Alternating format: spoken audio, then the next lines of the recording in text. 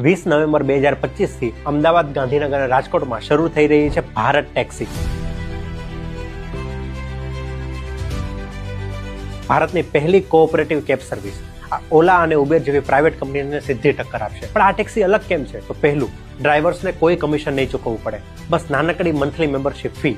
ઓલા અને ઉબેરમાં તો 25% સુધી કમિશન કંપની લઈ જાય છે. બીજું, ડ્રાઈવર્સ માત્ર એમ્પ્લોય નહીં પણ કોઓપરેટિવના ઓનર્સ બનશે, એટલે કે પ્રોફિટ પણ તેમનો અને ડિસિઝન પણ તેમનું. ત્રીજું, કોઈ સર્જ પ્રાઇસિંગ નહીં, ભલે ફેસ્ટિવલ હોય કે રશ અવર, ફેર ફિક્સ અને ટ્રાન્સપરન્ટ, એટલે કસ્ટમરને પણ ફાયદો થશે. પાયલોટ પ્રોજેક્ટ નવેમ્બરમાં દિલ્હી અને ગુજરાતમાં 650 ડ્રાઈવર સાથે શરૂ થશે. પછી ડિસેમ્બર સુધીમાં મુંબઈ, પુણે, લખનઉ, જયપુર સહિત 20 શહેરમાં ફેલાશે. આ કોઓપરેટિવ્સના ચેરમેન કોણ છે ખબર છે? અમૂલના એમડી જયંત મહેતા. માની લો કે અમૂલ મોડેલ જ હવે ટેક્સી સર્વિસમાં લાગુ થઈ રહ્યું છે.